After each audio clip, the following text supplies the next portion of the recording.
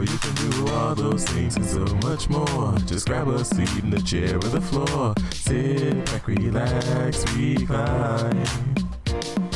Well, she drops another casual line. You're tuned into Casually Molly with Molly and Bergie. Welcome back to the Casually Molly podcast, everybody. I am your host, Molly Ambergy, based here out of St. Louis, Missouri. I'm a comedian and a playwright, and most fun, I like to interview a lot of interesting and exciting guests. And to kick off the first episode of season 7, we have comedian Jim Florentine in the house, and the crowd goes wild. Okay, so, oh, I know, we don't have any sound effects, but we do have Jim Florentine here. Jim, how are you doing today? I'm doing good. Thanks for having me. Oh, of course. Absolutely. Love the brick background. Very professional. I appreciate it. So it's fake. It's fake brick that I got at Lowe's for like $24 a sheet. I put two together.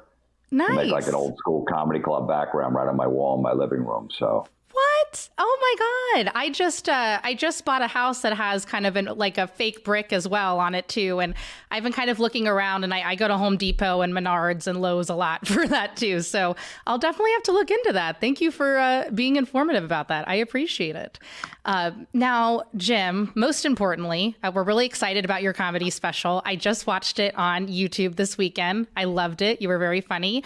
Why don't you tell us the title of it and where we can find it? The title's called Bite the Bullet. It's my new comedy special. You can find it on my YouTube channel.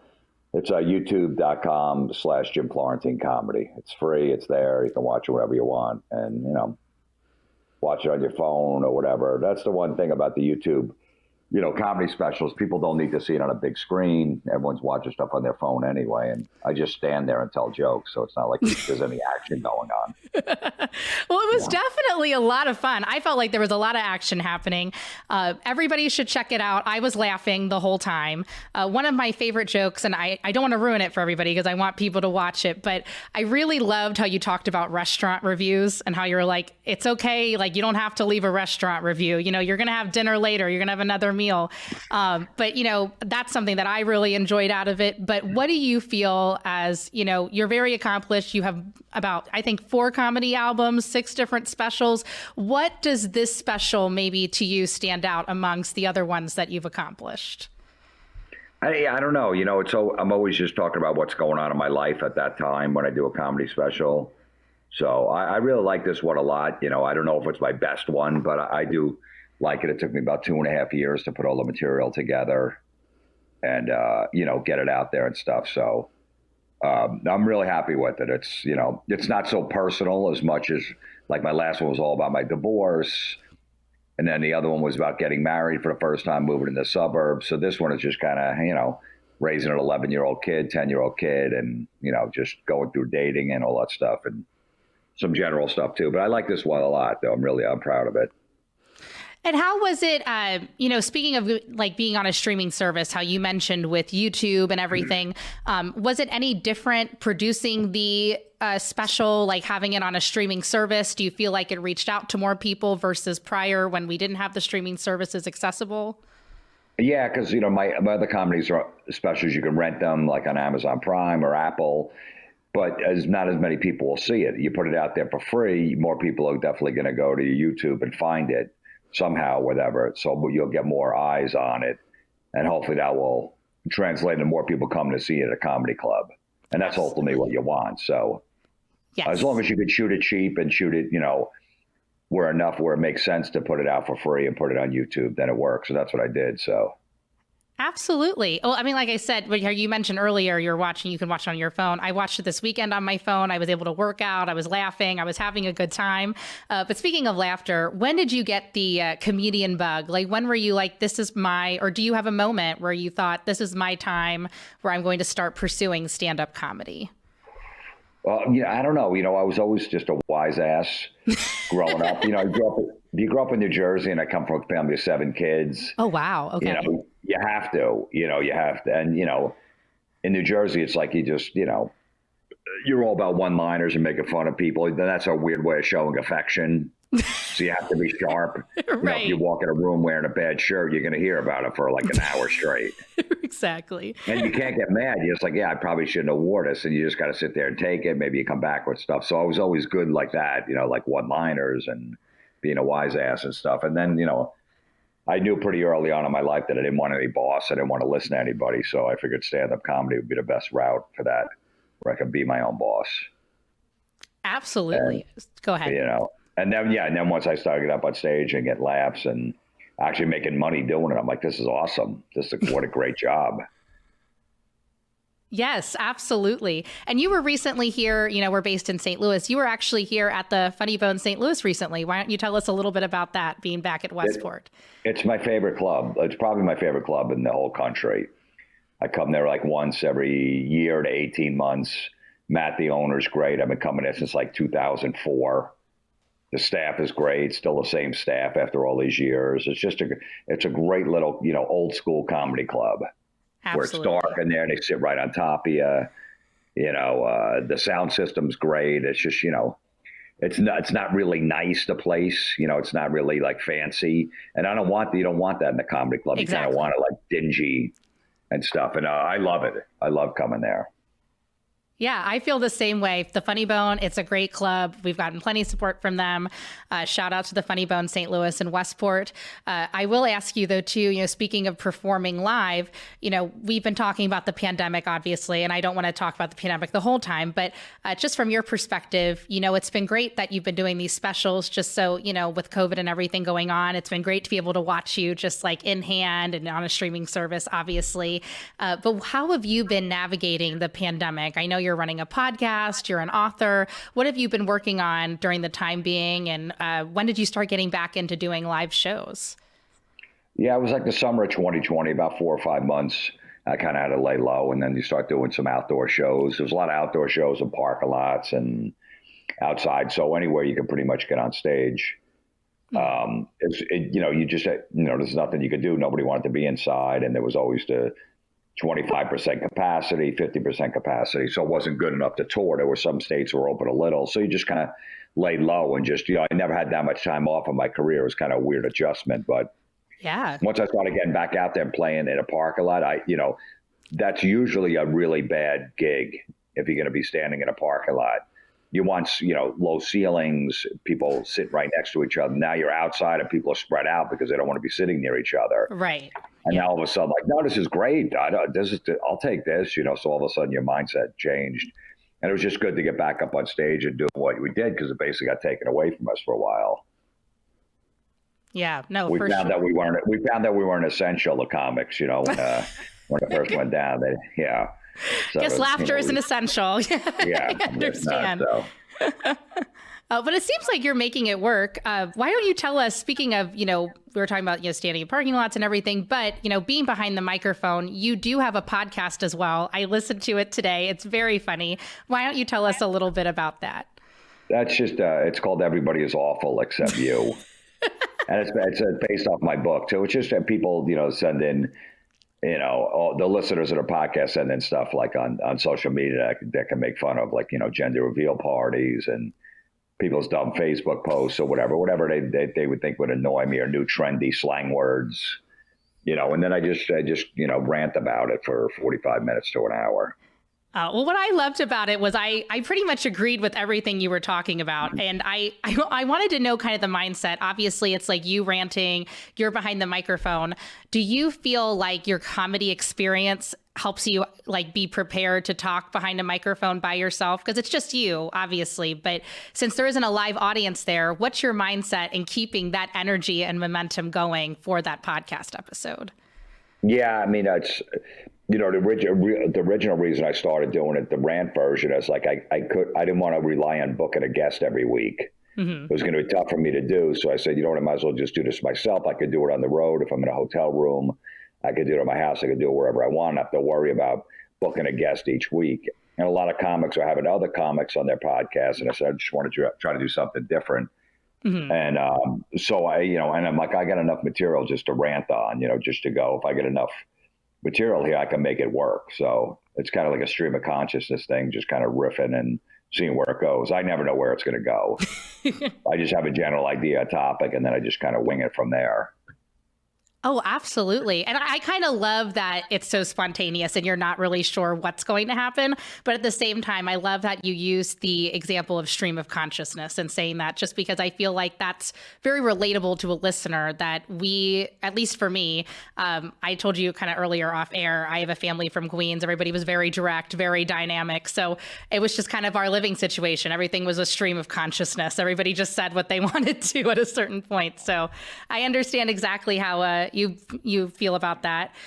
The other thing you had mentioned, you wrote a book, and that was kind of in partnership with the podcast. So the book came before the podcast? No, the podcast was out, and then the book was based on my podcast. Just, okay. Cool. Yeah, it was kind of pretty much the same thing. And I've been doing the podcast now for like 10 years. Cool. Okay. I've been doing it every week, and there's a wealth of material out there. It'll never end. As long as Facebook's still around, I could do a podcast for the rest of my life. Absolutely. What was it like doing the book version of it? A book's a lot more work. You know, you'd think it'd be easy, just write in, that's it. But there's a million different things. You go through a book company. It takes 2 years to come out. You got to do editing and this and, back and forth, and then going through lawyers to make sure, you're not slandering anybody or to keep names out, all that stuff. So it was a big project. I was like, man, I remember people always saying, oh man, a book. It was such hard work. I'm like, how hard could it be? And then when you do it, you realize it. And then you have to do an audio book too. So you have to go in a studio and read basically everything from the book, which takes hours and hours. And they want it exactly like the book. So if you make one little mistake, you got to do it again. And about 2-3 hours in, you're just delirious from reading. Like you're just like, I need a break. I got to get out of here. So it takes a while to do that too. But ultimately it came out. People enjoyed it. So.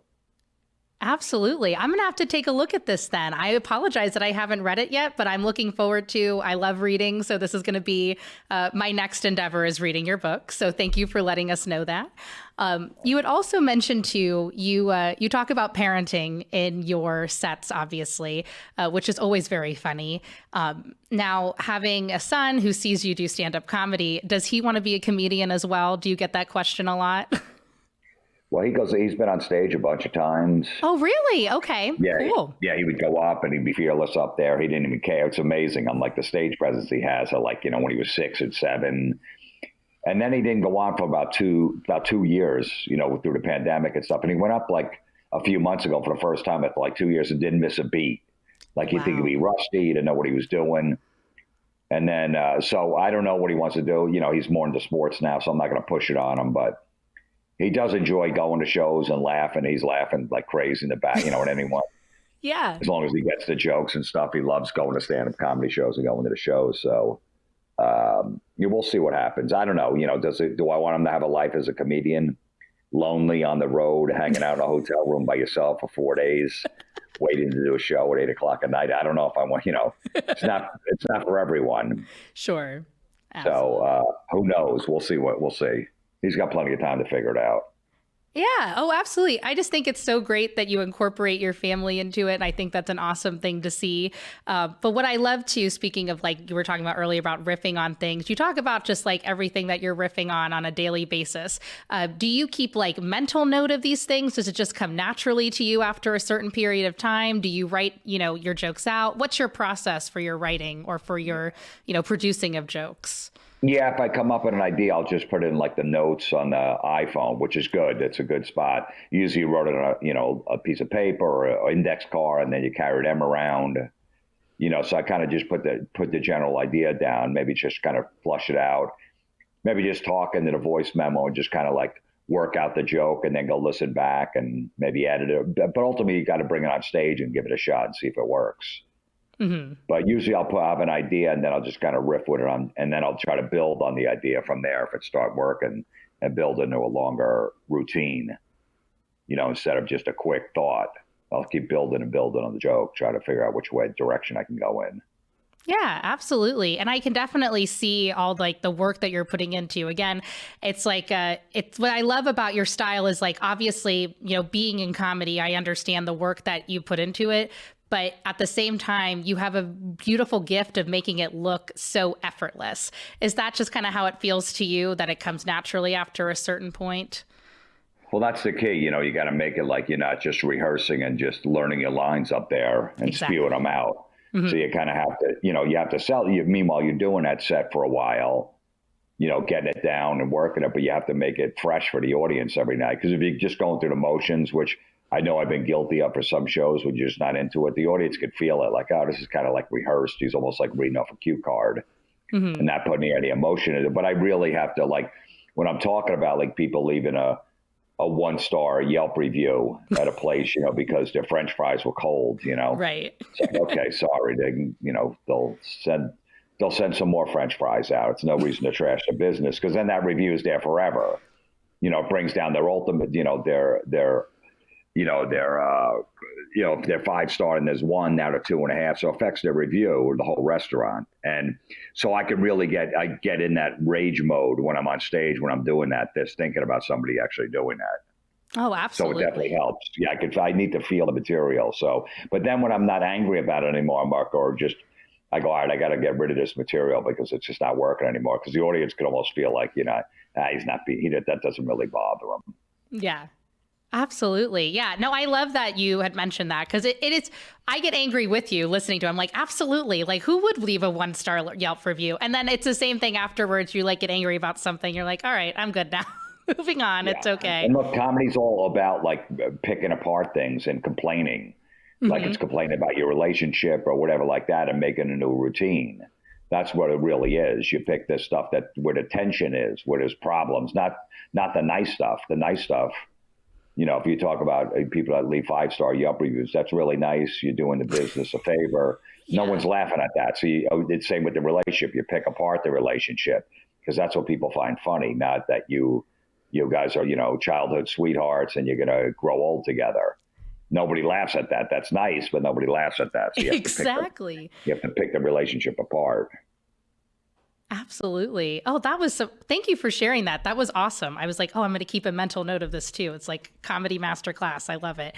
Well, that's the only problem is, you know, whoever you're dating might have a problem with, like, why you're talking about me on stage. I can't believe you're telling everybody that. I'm like, well, I mean, I go, you know, when you go to work, you badmouth me. So I'm doing the same thing, basically. I'm going to work and badmouthing you. Yes. So, you know, I just have maybe a little bit of bigger audience, but, you know, it's the same thing. Yeah. Absolutely. Oh, I love that. That's a great way to say it too. Speaking of going to work and doing stuff, was there, speaking of, you know, performing and everything too, was there a specific show? I know obviously you've been doing this a very long time and very seasoned comic, but was there a show that sticks out to you at the top of your head where it was very memorable to you and it meant a lot? Probably the first time I got on TV, MTV was doing a comedy hour. I was doing comedy like 3 years, so they picked me to be, you know, do stand up on there. So it was my first TV appearance, and you know, I did well on there. And then I wound up getting a college agent. I wound up getting a booking agent from it, and my career started taking off from there. So just that first TV spot, you know, you're nervous, and that was when people still watched MTV, when they still, you know, late 90s, mid to late 90s or something like that. But it was a big thrill. It's like, wow, I got on TV doing stand-up, you know, for the first time. And it really helped a lot in my career. So I think that was probably the best, the one that sticks out for me. Yeah. Absolutely. So I was actually going to get into that too.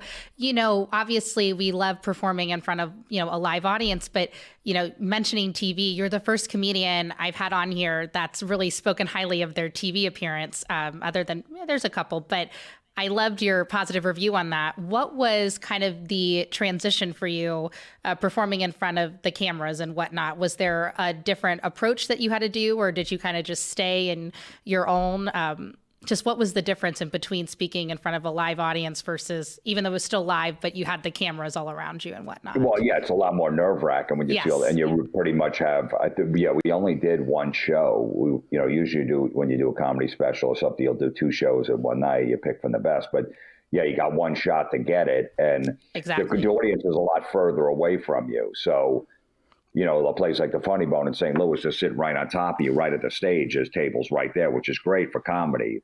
But then you're doing a TV tape and there's all the cameras in the front of you, and then behind them is the audience. So it's a little nerve wracking, like, because you really need them. It definitely helps when they're closer. Yes. So that's always an obstacle. But then the audience knows, hey, we're here for a TV tape, and we want to. They're supportive. They want to laugh, to help the comics out. They're excited too. So, but you still got to deliver. That's the bottom line. You still got to. They still got to like you and everything else. So, it worked out well, which is great.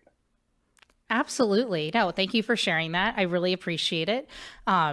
Speaking of TV, were there any other TV endeavors that you were in? We talked about your live show, obviously, and like getting on stage and, your specials and stuff. But was there, as you started doing TV more, was there a certain time as you kept going that really meant a lot to you as well?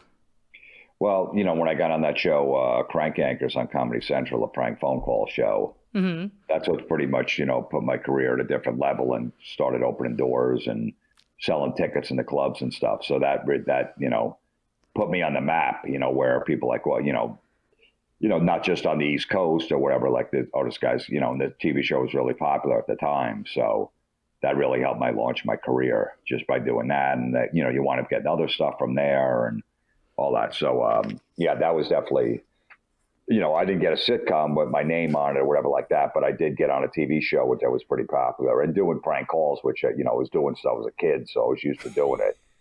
I was good at messing with people. So. Yeah, I miss the days where I could do a prank call. Now I feel like everything is caller IDs, so I couldn't do that anymore. But that's really awesome. And it seems like you've done very well with Comedy Central. I was going to ask you too, is there somebody that you've worked with as well that you really admired throughout your career, whether that being on Comedy Central or touring the country? Is there anybody as a comedian? Obviously, you yourself are very professional, but is there anybody else in the industry you enjoyed working with? Yeah, I mean, I toured a lot with Artie Lang. He was on the Howard Stern show. He was the sidekick. I would go on there as a regular guest. So me, him, and a bunch of other guys from the show, Stutter John, who was on the show, and a bunch of other comics did a whole tour of these different cities. So that was really fun to do. It was wild, and that was great. And Artie was a good friend. Another guy that grew up in New Jersey, and then Andrew Dice Clay was one of my inspirations to get up on stage when I first started. And then later on in my career, I wound up meeting him and becoming friends with him and then opening for him. So traveling with him and opening his shows was a great thing too, because he's basically inspired me to get up on stage. I was a big fan of comedy. I just never knew I actually wanted to go up and do it. And when I saw him start performing and the audiences he could draw with the leather jacket on, I'm like, wow, this is pretty cool. So just, and opening for him and getting advice from him was amazing. Absolutely. Which, speaking of advice, was there, there's comedians that obviously listen to this podcast, and especially when people see Jim Florentine, we have some fans of yours. What kind of advice would you give a up and coming comedian working in the industry that maybe you received early on or you've learned later on? Just get up on stage anytime you can, no matter where. It doesn't matter. You only going to get better by getting up on stage. You're not going to get better by sitting home. So it's whether it's an open mic in some little sleazy bar or something like that, where they're barely paying attention or whatever. Just take any gig, and the show. Some are going to be good, some are going to be bad. Some you're going to get paid $1,000. You're like, oh my god, I got $1,000, and then the other one's going to be $10. Take both. Don't think you're too good when you get some good gigs. All of a sudden, you're a St. Louis comic, and Greg Warren takes you on the road. And you're playing in front of packed audience. Then the next week, you're back in an open mic and playing a place in front of 10 people. Go, no, I just played in front of a big crowd. I'm not doing this anymore. That's the only way you can get better is by doing everything. So you take those Greg Warren when you open for him and he sells out everywhere, and this audience is set up for you and they love you. But then you got to go back to the drawing board basically and just keep working and working. So. Every gig's not going to be great, and don't think you're such a big star because you got one and you did really well, because they'll humble you in a second the next day when you do another gig. Absolutely. That was great advice. Thank you so much for sharing that. Sometimes comedians too, they share, and I don't mean to bring up if there's anything bad, but was there ever a show that maybe you had probably early on, or that was maybe a humbling experience for you, or did you have to deal with the heckler that maybe you didn't want to deal with that you would be comfortable sharing on the podcast? Yeah, I mean, there's always, you always get hecklers when you're mixing alcohol and, Right. late night Yeah. shows. Friday second show, Saturday second show, there's going to be problems. It's just the way it is in stand-up. You never know. It's, the whole theory is, hey, if people have a couple drinks in them, they'll loosen up, but that's not necessarily the case. Sometimes they do a show when no one's drinking, they're a better crowd. So that doesn't mean, that just means they're less, they have less ambitions, or I don't know, what's the word? I forget what I'm saying. But anyway, that they don't even realize they're causing a problem. They're talking too loud because they're Right. drunk. Oh, what? I'm not allowed to talk? No, you're not allowed to talk at a comedy club.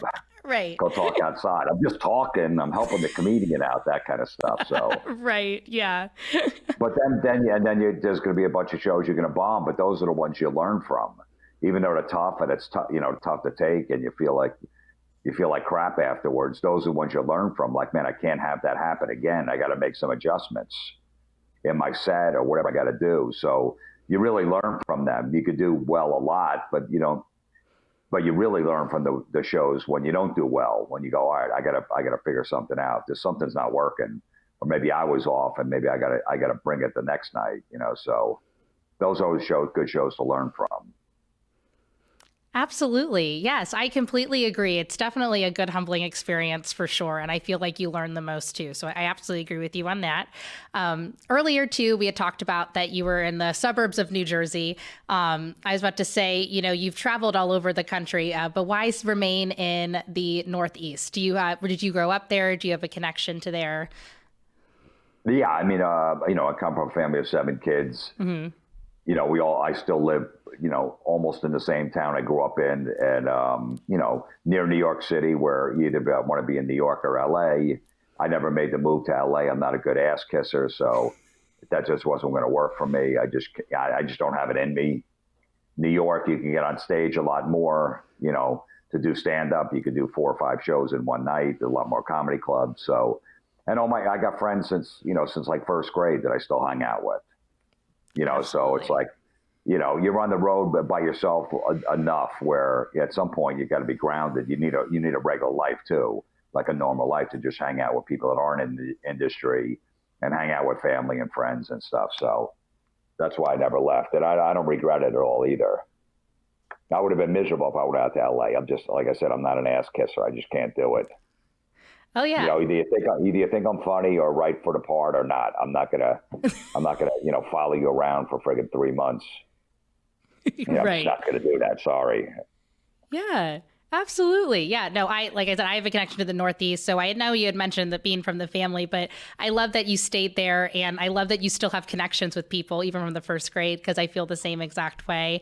But yeah, do you feel like, you said you riff off of everyday life? Do you feel like all these relationships that and I have obviously seen your other specials and things as well, but do you feel like they played a good part for your material and your set too, all of your life experiences? Definitely. I mean, that's, almost like a songwriter. If they go through a divorce or some kind of, big event in their life, they write about it. And sometimes that's what inspires you to write, whether it's good or bad, something good through your life or bad through your life. So, and a comic is almost the same way. You make it personal, and nobody can do that material, and they know it's coming from the heart. So it's your story. So, though I've always tried to, say, okay, if this is what happened, then I'm going to talk about it on stage, because I think it'd be good. It's good material, and people can relate. Everybody's been through a divorce or whatever, so like, oh yeah, I know what you're talking about, so you always want to still, ultimately you want to relate to the audience. You make your material relatable, but personal to you. Absolutely. And like I said, even though it's not exactly the same life, I still feel very much that I relate to you when I listen to your stuff, even though it's like we're 2 different people. But that's what I love about your comedy, which leads me to one of my last questions here. We talked about your comedy, your specials, your books, your TV appearances, but what would probably be the best way to describe your style for people who now, after listening to this episode, are going to check out your special on comedy on YouTube? I was going to say on comedy on YouTube, Bite the Bullet. What should they expect? What kind of style? I don't know. I'm inappropriate. I love it. Yes. I guess I'm like that guy that if you guys are going out in a big group, you're like, listen to this one guy that might say something that's inappropriate or he's childish. So just know that, he's a good guy. He means well, but he just never grew up. Everybody has that one friend, you know what I mean? Like, oh man, yes. What is it? Yeah. So yeah, I'm probably that guy that just like, just busting balls or doing something or whatever, but I don't mean it in a bad way. And then I'm just like, yeah, and it's like everybody can relate. Like I know a guy like that, a guy that's kind of like, just never grew up and is childish and just still pulling pranks and just a little angry, So I think people can relate. Absolutely. Oh, especially, I get angry about stuff. And even if I'm not talking about it on stage, I'm riffing about it in my head in real life. So I can definitely relate to that. Jim, other than your special, is there anything else that you'd like to promote that you have coming up in the future?